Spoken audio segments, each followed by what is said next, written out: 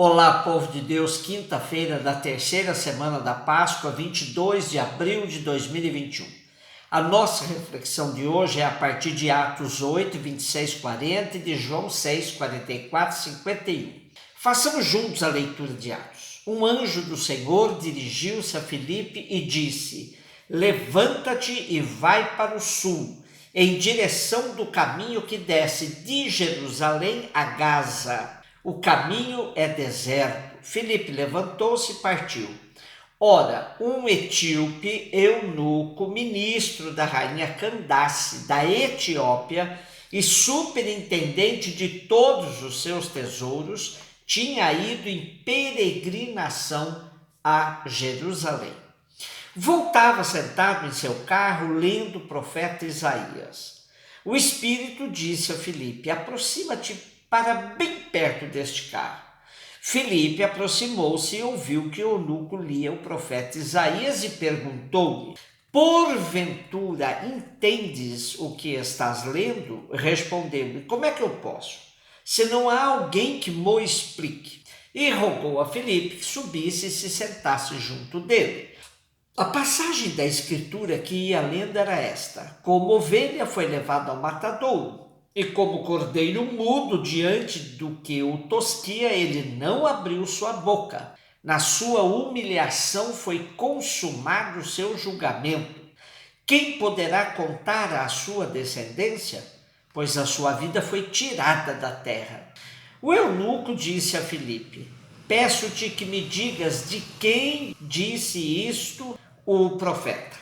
De si mesmo ou se refere a algum outro? Começou então Filipe a falar e, principiando por essa passagem da Escritura, anunciou-lhe Jesus.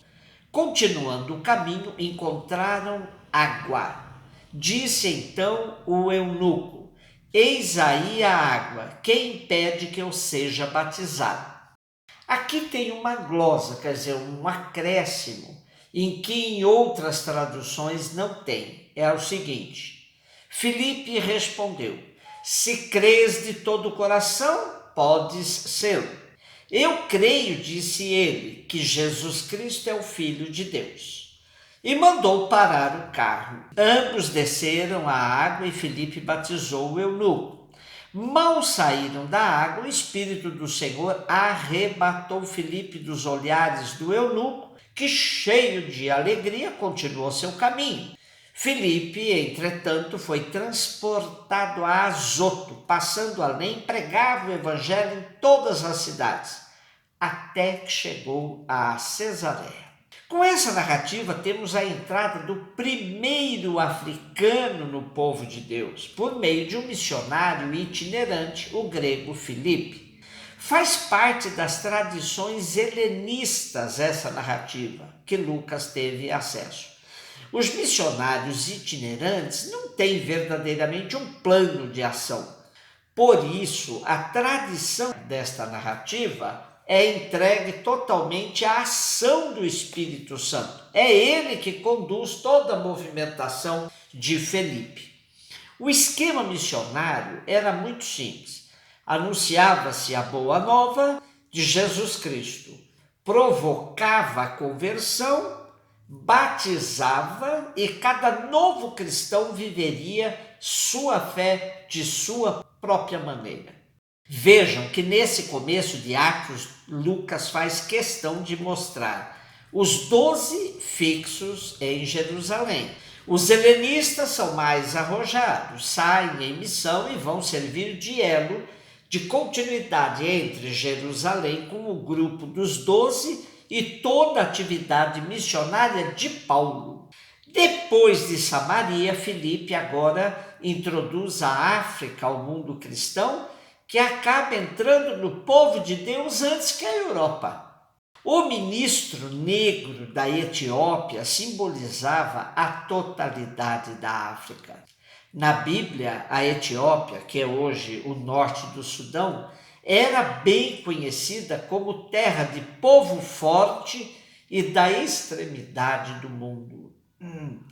Para o esquema de Lucas, servia muito bem, para justificar seu esquema de fazer a palavra chegar aos confins do mundo. Por último, o versículo 37, ele é aquele que eu falei na leitura, é omitido em algumas traduções, mas presente em alguns manuscritos, e é muito importante para deixar claro o esquema da entrada de um novo cristão no povo de Deus. Porque ele revela bem o esquema. Primeiro passava por um catecumenato, onde era iniciado por meio do querigma. Depois manifestava sua fé em Jesus Cristo e sua disposição para o seguimento. Em seguida se apresentava para o batismo. No nosso texto de hoje, esse esquema aparece com clareza, considerando o versículo 37, que é onde o ministro etíope declara crer que Jesus Cristo é o Filho de Deus. João 6, 44, 51. Disse Jesus à multidão: ninguém pode vir a mim se o Pai que me enviou não o atrair, e eu hei de ressuscitá-lo no último dia. Está escrito nos profetas: todos serão ensinados por Deus. Assim, todo aquele que ouviu o Pai e foi por ele instruído, vem a mim. Não que alguém tenha visto o Pai, pois só aquele que vem de Deus, esse é que viu o Pai. Em verdade eu vos digo, quem crê em mim tem a vida eterna. Eu sou o pão da vida. Vossos pais no deserto comeram maná e morreram. Este é o pão que desceu do céu, para que não morra todo aquele que dele comer. Eu sou o pão vivo que desceu do céu. Quem comer deste pão viverá eternamente. E o pão que eu hei de dar é a minha carne para a salvação do mundo. O trecho do evangelho de hoje esclarece ainda mais o esquema da evangelização dos primeiros presente no relato de Atos de hoje. O ministro etíope da rainha Candace é um exemplo claro de alguém que foi atraído a Jesus pelo Pai, pois tudo o que aconteceu com ele foi por obra do Espírito. Filipe foi um instrumento importante porque se mostrou aberto à ação do Espírito, deixando-se ser arrebatado. Trata-se de um cristianismo carismático ou profético, no qual as iniciativas pertencem ao Espírito, o que quer dizer que cada missionário é autônomo e percorre os lugares sem ordem pré-estabelecida. Assim, Filipe nos ajuda a entender o que é ser uma pessoa atraída a Jesus pelo Pai. Jesus no Evangelho ainda volta aos temas dos trechos anteriores. A afirmação de que ele é o pão da vida. A comparação com o maná do deserto, pois enquanto este somente sacia a fome momentânea, ele, como pão da vida, alimenta para a vida eterna. E a ressurreição no último dia. Importante lembrar que João suprime as palavras eucarísticas da última ceia, como aparecem nos sinóticos. Portanto, o versículo 51 apresenta uma síntese teológica completa. Jesus é o pão vivo que desceu do céu. Quem comer deste pão viverá eternamente. O pão que eu hei de dar é a minha carne para a salvação do mundo. Recorrendo ao Padre Taborda, ontem dizíamos que é fácil entender o tempo, essa sequência de dias e horas que vivemos, mas já não é tão acessível a nós a questão da eternidade, da vida eterna. O viver eternamente. A Eucaristia tem esse poder de unir tempo e eternidade, pois nela celebramos a ressurreição de Cristo que nos une às duas grandezas, tempo e eternidade. Nossa contemporaneidade com o passado e o futuro É possível graças à ressurreição de Cristo, porque, tendo subido aos céus, nele já se realiza essa junção.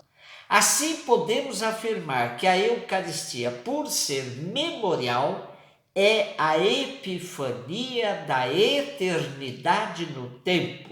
Ao celebrarmos a Eucaristia, estamos já na eternidade, embora sob as condições do tempo. A celebração é a temporização da eternidade e, consequentemente, a eternização do tempo.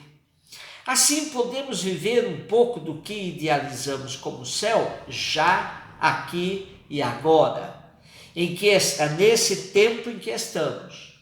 E podemos transformar o tempo em que estamos num pedacinho do céu. Um beijo no seu coração.